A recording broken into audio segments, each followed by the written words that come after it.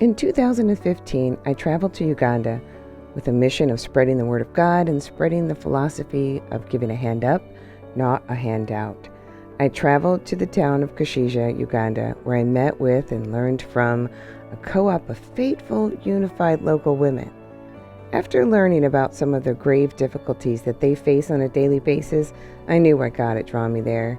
And with that knowledge, the Angel Project Uganda was born. So, where are we going next? Just look at the land here. Okay. And find where we propose to see some of those. Okay. After an initial investment of only $150 for the necessary supplies and a donation of land, the women of Kashija were able to create a self-sustaining farm that still thrives to this day, the benefits of which they are able to sell at their local market. Well, that money is then put back into the farm and any supplies that are needed, and the profits are split among them, where they're able to buy food, clothing, school fees, and supplies for their children.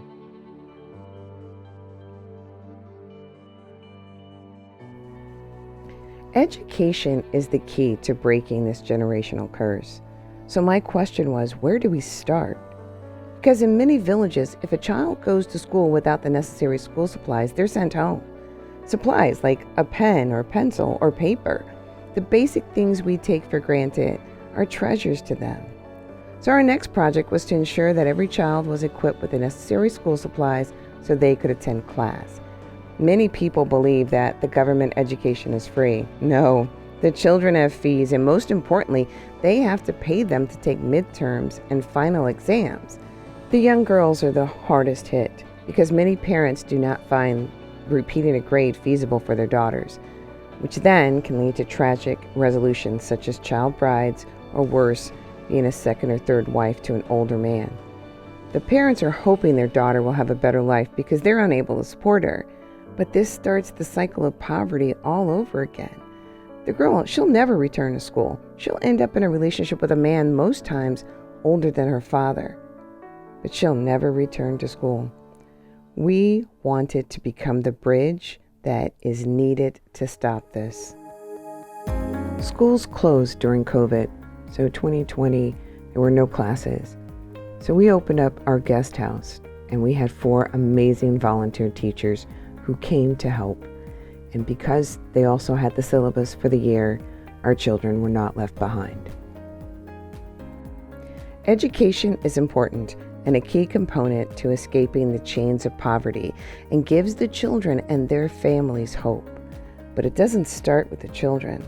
It starts with the parents. They have to believe that further education is important to their children's future, which is why we have adult education classes as well. We teach English to the women of these villages.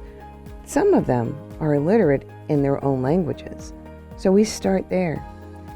The parents learn how important an education is to help rise out of poverty, and also they now have the ability to help their own children with their homework. Soon the parents and children are reading together, and this opens the door to so many possibilities. Education is one corner of our sustainable philosophy. We try to find ways to help people earn a living, a sustainable living. Not everyone has land to farm or knows how to, so we have experienced basket weavers come to help our women learn to hone their skills in making baskets that stand out and are beautifully crafted to be sold in the local lodges' gift shops to tourists. The better the design and detail, the more desirable the finished product. We also have a local tailor who has offered his shop and his time to teach some of our women who wanted to learn how to sew. They now make dresses and school uniforms, and this year our tailoring students will be making dignity packs for our teen girls. Because when a young girl has her menstrual cycle, she has to stay home because they don't have hygiene products to accommodate them in public. Our dignity packs will include 2 reusable sanitary pads with inserts, 2 pairs of underwear, soap, lotion, and 2 hand towels. These girls will be able to attend school without losing valuable time and education, and they will be able to retain their dignity.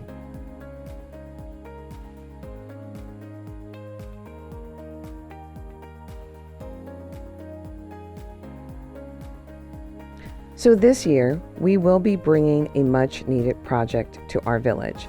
the Saving Grace Project. This project will improve the quality of life of the people of our villages. It will focus on meeting the basic medical needs of the people in Rubuguli, Kushaji, and the surrounding villages. Our first aid station will be built this August, and a registered nurse from the U.S. will be traveling with us to Uganda to teach signs and symptoms and basic first aid techniques to our Ugandan team. Her name is Grace. She's not only an RN, but she also teaches nursing in 2 universities in the States. We are so happy to have her on our team and blessed that she decided to make this trip with us to help our communities. She's also my sister.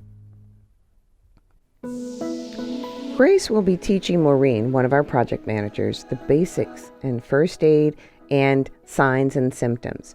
She will also hold first aid seminars for the local women and young girls who are finishing high school and want to go into nursing. We are so excited to bring this important project to an area where a simple scrape can become a life or death situation. I've witnessed this firsthand during my first visit to Uganda, and such simple things like fresh water, antibiotic ointment, and a Band-Aid can change a life. Another component of the Saving Grace project, which we have already put into motion, focuses on helping the elderly members of the community. Our elderly villagers that we work with don't have retirement plans, Social Security, or any aid from the government. Many of them don't even have support from their own families or have families at all. We have begun the process by bringing new bedding, clothing, cooking supplies, soap, and other necessities to our elderly who have no other means of support. Once the medical portion of the Saving Grace project is up and running, we'll be able to provide basic medical care to them in their homes. It's difficult for some of them to make the journey down the mountain to the local clinic, which is understaffed and underfunded anyway. So we will be partnering with a local doctor to come monthly to visit our elderly, bringing back the old-fashioned house call. But this requires funds and supplies, which we need so much of to keep this going. Our third project this year will be the Greenhouse Project. This project is truly about reusability and sustainability. Our greenhouses will be built using plastic bottles. Just a little background about plastic in most third world countries. Plastic bottles plague the region with unwanted waste and has nowhere to go. So the locals burn their garbage, including plastic bottles, because there's no waste pickup. They have no way to get rid of their waste, so they burn it. When plastic waste and food waste are burned, they produce dioxin and furan. These elements, even in small quantities, can cause death. If dioxin is inhaled, it can instantly cause coughing, shortness of breath, dizziness, and long-term exposure to dioxin can also cause cancer. So we want to take these plastics out of the garbage set for burning and turning it into something that will enable life to thrive. We can extend the growing season, continue fighting the battle of malnutrition, and create a new financial stream by creating seedlings that can be sold at the local market. The plastic bottle greenhouses built by the Angel Projects, they'll be designed from local wood, bamboo, wire, and simple plastic bottles that are recycled. It's going to cost roughly $200 and a few days to construct. Access to this type of greenhouse will allow our families to grow a variety of nutritious vegetables and fruit throughout the year. When the greenhouse walls need to be replaced after 3 years, we will then take those used bottles and create benches for the field where the kids love to play soccer. There's no benches or seating of any kind in these fields.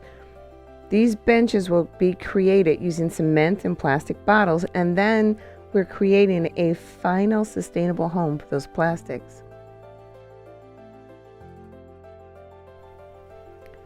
These 3 new projects, the Greenhouse Project, the Saving Grace Project, and the Elderly Project, work together to reach so many through nutrition, medicine, and compassion.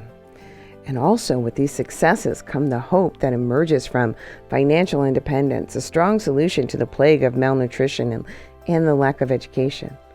And we need your help to make it happen.